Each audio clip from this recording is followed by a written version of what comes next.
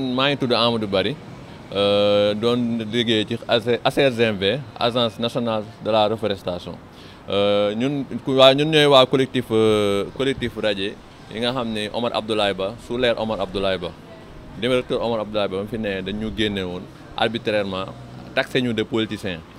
mu mettoon trop ci ñun ñu toog plus de 15 mois sans salaire situation bi préoccupante trop jusqu'à présent ñu daw fu ne par la suite avec le changement du régime et l'arrivée de Cheikhouna Diatta yàlla dogal ñu delloowaat ñu suñuy liggéey mais dañoo ñëwoon tey rencontrer DG pour échanger ci ay points yoo xam ni jàpp nañ ni am na ay promesses yu mu ci def ñuy attendre la suite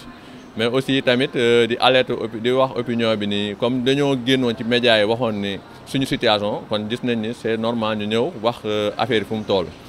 gis nañ aussi le DG venant ba mu ñëwee liggéey bu am solo bi muy def parce que mu ngi fexe stabiliser fichier bi agents yi nga xam ne ñoo ngi liggéey ñuy jot seen salaire en temps mais aussi tamit promesses yi nga xam ni dañ koo def ak yëpp lu ñu signé ci contrat ñu respecté ko mais nag du ñàkk am na quelques éléments yu des parce que ñun balaa ñu ñuy rajo dafa fekkoon ni dafa amoon ñoo xam ne dañ naan toog seen kër di fayeku alors que ñun dañ naan nekk sur le terrain duñ gis suñu salaire te en plus da doon jot tamit weer jot wala ñuy toog ay 2 mois 3 mois daal ñu jot suñu salaire donc ñu génnoon dénoncé ko par la suite le DG sortant gis ni taxé ñu de politiciens pour pouvoir nous sortir dans la base de données donc c'était ça léegi ñun lu ñu bëgg mooy DG bi toog nañu waxtaan am na ay points yu ñu tënk d'accord ñun on soutient le régime et le projet mais tamit dinañ leen accompagner ci jubal jubanti bi parce que bu fekkee ñun dugaat nañu fekk li ñu doon xeex ba léegi am fa dañuy xeex pour loolu ba jug bu fekkee même dañuy daakaat dañ ko def pour li nga xam ne dañu doon xeex ba ñu jëlee ñu xeex ko ba mu jug parce que am na ñoo xam ne jusqu'à présent ñoo ngi fayeku toog seen kër DG bi l'administration peut-être am na loo xam ne ñoom ñoo ngi ko ciy jéem a def parce que yombul pour 6000 agents nga mën a dindi ñëpp wala nga mën a saytu ñëpp dans les 14 régions mais dañ leen ciy ñaax ñu taxaw ci bu baax mais aussi tamit le DG sortant Omar Abdoulaye Ba nañuy instituer gouvernement bi ñu def ay enquête ci moom xool ni mu yoree woon agence bi parce que agence bi gis nañ ni ba mu fi nekkee woon yu bëri am na fi yoo xam ni tey na suñu xel kon donc gouvernement bi dañ koy ñaan mu xool Omar Abdoulaye Ba nan la yoree woon agence bi de 2022 à 2024 beneen bi tamit mooy chef de pôle yi moom balaa muy dem dafa jëloon ay nit yoo xam ne ay proches am lañu mu fal leen yokk leen seen contrat pour ñu toog fi mais gis nañu DG ba mu ñëwee aussi yaakaaroon nañ bu ñëwee dina ci def ay jéego dindi loolu peut-être yan forme la moo fa ne mais dañuy bëgg DG bi aussi mu taxaw ci bu baax xool chef de pôle yi parce que ñoom dañuy gangréner suñu réintégration parce que jusqu'à présent sur le terrain agents yi ñoo ngi suivre discrimination parce que da ngay dem ñu ne agent Radier bi ak agent bi nga xam ni il était là-bas te ñun ñëpp ay agent lañu jusqu'à présent ñoo ngi subir discrimination te discrimination boobu mu ngi jóge ci ñi nga xam ni DG bi fi nekkoon moom la fi teg yu bëri nag ñoo ngi koy def ci suuf pour leurrer agence bi parce que am na agent yoo xam ni bañ defee audit dañ leen a génne woon carrément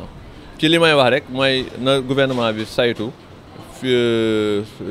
kii nu mu tudd na saytu Omar Abdoulaye Ba gestion parce que nombre de yi mu déclaré woon ci agence ñun gëmuñu ne loolu moo fa nekk donc bu fekkee ni DG bi ñëw na def audit am ñu mu wàññi ñu war a defaat renouvellement chef de pôle yi di woote ci suuf ñooñu ñu ñëw di signer loolu tey na suñu xel di wax aussi tamit DG bi na ci bàyyi xel gouvernement bi aussi na accompagner DG parce que bëgg na liggéey bëgg na indi ay changement ci agence bi te am na compétence yi parce que ci niveau domaine boobu la nekk gis nañu ay réformes yu bëri yu mu def ñun on est là pour le soutenir ci réformes yi mu nekk di def mais aussi du ñu bàyyi dara lu ñu doon xeex démb dañ koy continuer di xeex merci wasalaam. juste tey dañoo ñëw pour si benn daje bu ñu am ak directeur général bi Cheikhouna Diatta mu dalal bu am solo di ko sant ci loolu di ko gërëm vraiment gis nañu que tey rencontre la ñu amoon rencontre bu am solo ci collectif éléments yoo xam ne dañ leen rajo woon alhamdulilahi rabil alamin maa ngi wax alhamdulilahi rabil alamin centaine éléments yi ñu rajo woon delloo nañ leen voilà pour sénégalais yi xam ko parce que ba mu amoon jooytu nañ ko partout génn nañu wax ni que dañoo raje injustement tuumal ñu ay ndaw Ousmane Sonko ba tey toogoon nañ ay 15 mois yoo xam ne amuñu woon salaire bref boo tey delloo nañu di sant président de la République ak monsieur le premier ministre Ousmane Sonko ci jubal jubanti bu mu woote ñu ngi gis ni que gars yi ñu ngi koy def ñu ngi koy teg ci yoon. gis nañ tamit agence bi mu ngi développé wu ci anam yu ñu ko fekkee woon bu njëkk ba gënoon na bëri problème mais alhamdulilah Cheikhouna Diatta ba mu ñëwee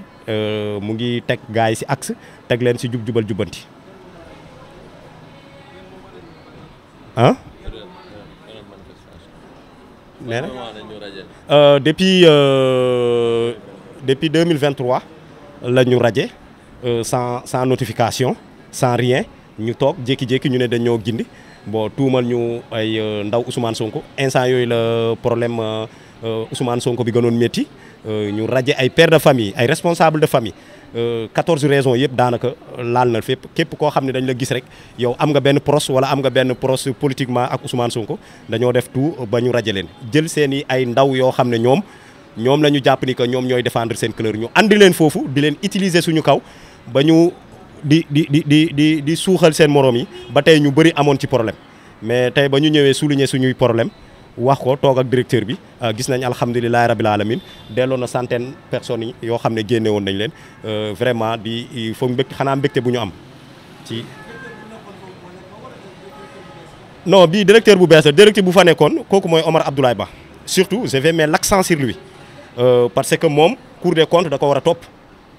gis nañu lu bëri loo xam ne jaar na fi am na ñoo xam ne ci biir agence bi yoral na leen ba tey seen xaalis mu ngi fa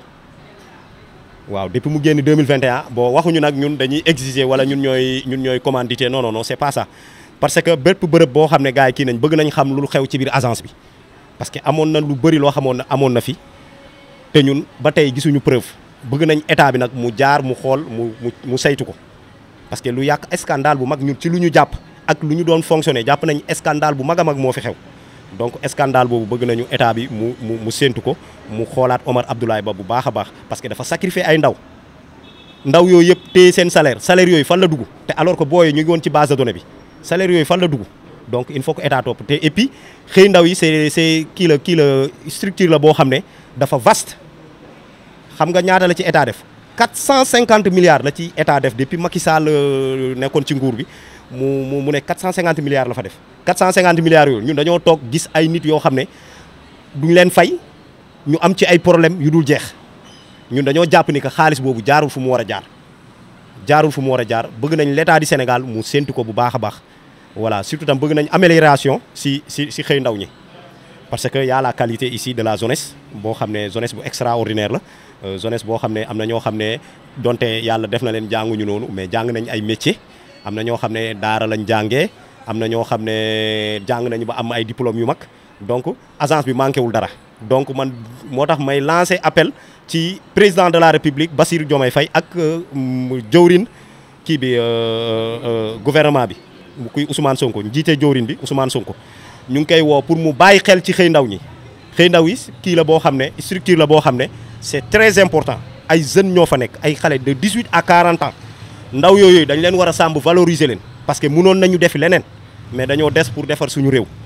bëgg nañ nag ñooñu ñu jël leen parce que gis nañu des fois voilà affaire yi demeewul noonu mais gars yi ñu ngi muñ di ci liggéey bëgg nañ ñu valoriser leen changer seen statut ba ñoom tam ñu mën a gis seen bopp soxla nañ tamit ay yeneen formation yoo xam ne jeunes yi mun nañ ci gis seen bopp pour ñu mën a njëriñal suñu réew njëriñal suñu bopp ëllëg waaw. consensus bi suñu rencontre ak directeur bi waxtaan nañ ak moom lépp loo xamoon jàppoon nañu ko ay jafe-jafe la ba tey des na waxtaan nañ ko mooy lu jëm ci wàllum régulation intégration kii des gens am na ñoo xam ne dañ leen xawoon tëb tuuti mais loolu question technique la dina leen delloo am na ñoo xam ne tamit ñoom du ñu xëy régulièrement dans les secteurs dañu waxante dëgg parce que dañoo yor ndomban tànk boo xam ne DG bu fi jógee moo leen fa teg lu leen neex la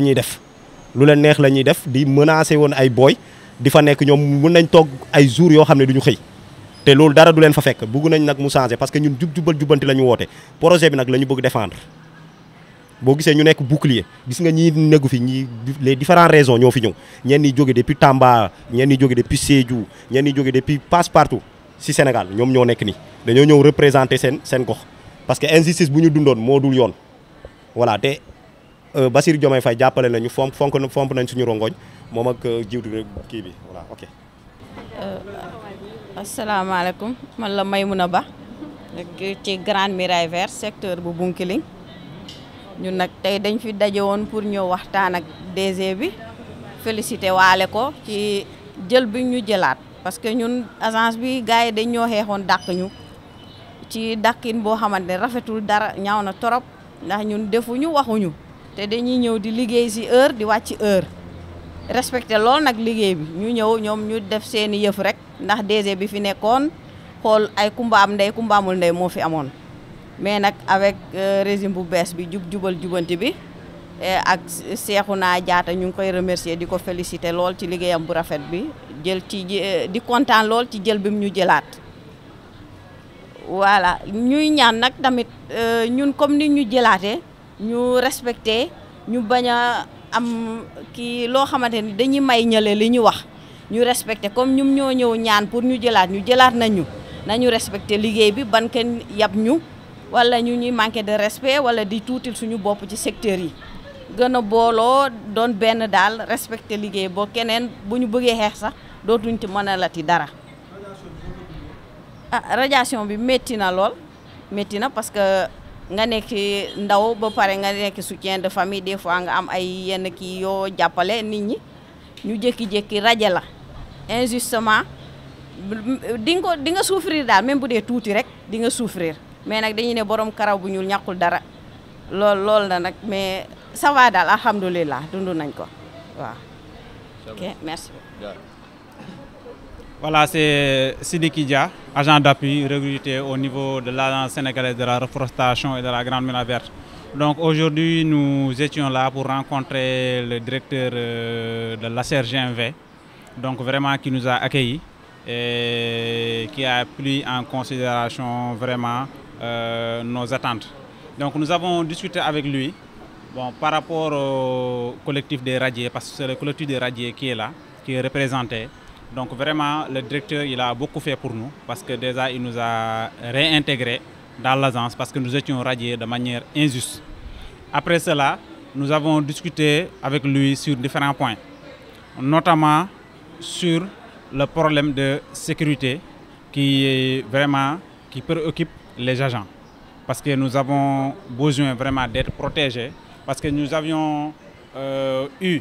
un contrat avec les CMU, mais jusqu'à présent, nous n'avons pas eu nos cartes. Vraiment, ils nous ont donné des réponses par rapport à ça. Nous avons eu des impayés, voire même des omissions. Et aussi, ils nous ont donné des réponses sur ça. Donc, il y a certains de nos éléments qui ont certains de ces problèmes dans ces zones. Nous avons discuté avec lui aussi sur ça. Vraiment, il nous a donné des réponses. Donc, lors de la rencontre, nous avons développé sur différents points. Vraiment, il a répondu à nos attentes. Et Inch'Allah, nous allons rendre compte aussi à nos pairs. Néanmoins, nous étions radiés durant 15 voire 17 mois. Mais vraiment, il a tout fait pour nous réintégrer. Mais ça reste aussi, il y a certains de nos pairs vraiment qui sont hors de la liste jusqu'à présent. Mais il a promis de tout faire pour vraiment les réintégrer. Donc, sur quelle base? Parce que d'abord, nous étions des travailleurs. Parce qu'il ne s'est pas levé un bon jour pour dire qu'il va nous réintégrer. D'abord, il a demandé à la base, là où nous travaillons. Parce qu'il a demandé aux gens de rendre compte. Ils ont rendu compte et il s'est avéré que ces comptes-là vraiment étaient à notre faveur parce que nous avons été radiés de manière injuste. Ce n'est pas une question qu'on s'absentait, ce n'est pas une question qu'on venait en retard, ce n'est pas une question qu'on ne venait pas travailler, mais c'était juste une question de politique ou bien que nous n'arrangions pas le DG qui était là. Oui, c'est à cause de 2023, parce que vraiment nous ne faisions pas l'intérêt du DG. On avait des retards de salaire de 3 voire 4 mois, donc on avait dénoncé cela. Donc c'est pour cela que le DG a jugé nécessaire à dire que bon, ces éléments-là, ce sont des éléments qui ne font pas vraiment quelque chose qui m'arrange, donc on devait les radier. Et aujourd'hui, le nouveau DG, Cheikhouna Diatta, a pris conscience de cela. Il nous a vraiment remis dans nos fonctions. Donc l'acte que nous avons posé, c'est juste que nous sommes partis voir le gouvernement, voilà, les autorités, pour leur dire ce qui se passe. Et aussi, à leur niveau, ils ont effectué des enquêtes au niveau des secteurs là où nous travaillons. Donc ces derniers, vraiment aussi, les chefs de secteur et autres, nos chefs, ils ont été coopératifs et ils ont dit tout ce que nous faisions là-bas comme travail et tout. Les gens ont remarqué, voilà, les gens qui ont été radiés, ce pas des gens qui ne travaillaient pas, mais ce sont des braves femmes et des braves hommes qui travaillaient. Donc c'est sur cette base que nous avons été réintégrés.